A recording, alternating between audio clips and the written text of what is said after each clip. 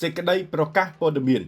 ក្រសួងការពារជាតិនៃព្រះរាជាណាចក្រកម្ពុជាសូមសម្ដែងការសោកស្ដាយចំពោះឧបទ្ទវហេតុនៃការផ្ទុះគ្រាប់មីនដែលបណ្ដាលឲ្យកងទ័ពថៃមួយចំនួនរងរបួសនៅពេលដើរល្បាតចូលតំបន់ចំការមីនចាស់ដែលបន្សល់ទុកពីសង្គ្រាមស៊ីវិលរបស់កម្ពុជាកាលពីថ្ងៃទី10ខែវិច្ឆិកាឆ្នាំ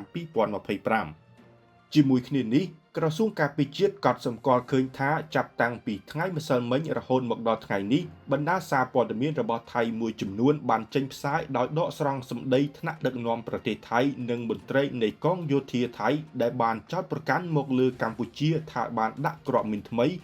និងបណ្ដាលឲ្យយោធារបស់ខ្លួនជាន់ផ្ទុះនិងរងរបួសធ្ងន់នៅខេត្តព្រះវិហារក្រសួងការពារជាតិនៃព្រះរាជាណាចក្រកម្ពុជាសូមប្រកាសបដិសេធការចោទប្រកាន់ទាំងនេះរបស់ភាគីថៃមកលើកម្ពុជាក្រសួងការពារជាតិសូមបញ្ជាក់យ៉ាងមុតមមថាចាប់តាំងពីក្លាយជារដ្ឋភាគីនៃអនុសញ្ញាអូតាវ៉ាកម្ពុជាតែងតែប្រកាន់ខ្ជាប់នូវការគោរពនិងកាតព្វកិច្ចរបស់ខ្លួននៅក្រោមច្បាប់អន្តរជាតិដោយមិនដែលដាក់មីនថ្មីដែលគំរាមកំហែងដល់សន្តិសុខនិងសុវត្ថិភាពរបស់មនុស្សជាតិនោះឡើយជាការពិតណាស់បើទោះបីជាមានកិច្ចខិតខំប្រឹងប្រែងក្នុងការបោសសម្អាតមីនអស់រយៈពេលជាច្រើនទសវត្សរ៍កន្លងមកនេះក៏ដោយគ្រាប់មីនមិនទាន់ផ្ទុះដែលជាសំណល់ពីសង្គ្រាមនៅតែបន្តគំរាមកំហែងដល់សន្តិសុខនិងសុវត្ថិភាពប្រជាជនស្លូតត្រង់កម្ពុជានៅតំបន់ជាច្រើនជាពិសេសនៅតាមតំបន់ព្រំដែនកម្ពុជានិងប្រទេសជិតខាងក្នុងនោះរួមទាំងថៃផងដែរក្នុងន័យនេះក្រសួងការពារជាតិអំពាវនាវឲ្យភាគីថៃជៀសវាងការដើរល្បាតចូលក្នុងតំបន់ចំការមីនចាស់ៗជាពិសេសតំបន់ដែលត្រូវបានអន្តរជាតិទទួលស្គាល់ថាជាចំការមីនដែលជាសំណល់ពីសង្គ្រាមដើម្បីជៀសវាងគ្រោះថ្នាក់ដោយសារការផ្ទុះមីនចាស់ទាំងនេះដែលអាចបង្កឲ្យមានភាពតានតឹងដោយមិនចាំបាច់សូមជម្រាបជូនផងដែរថាយោងតាមព័ត៌មានដែលទទួលបានពីយុទ្ធភូមិភាគទី4របស់កម្ពុជា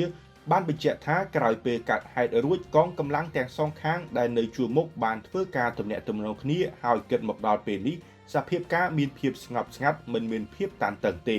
ក្រសួងការពារជាតិនៃព្រះរាជាណាចក្រកម្ពុជាបន្តបដិញ្ញាចិត្តក្នុងការធ្វើការឲ្យបានជិតស្និទ្ធជាមួយភាគីថៃក្នុងការលើកកម្ពស់សន្តិភាពនិងស្ថិរភាពរវាងប្រទេសទាំងពីរជាពិសេសធានាដល់សន្តិសុខនិងសុវត្ថិភាពរបស់ប្រជាជនស៊ីវិល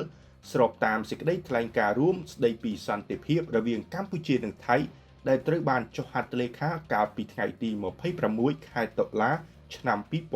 2025ថ្ងៃអង្គារ6រោចខែកដិក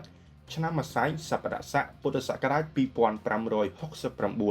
ត្រូវនៅថ្ងៃទី11ខែវិច្ឆិកាឆ្នាំ2025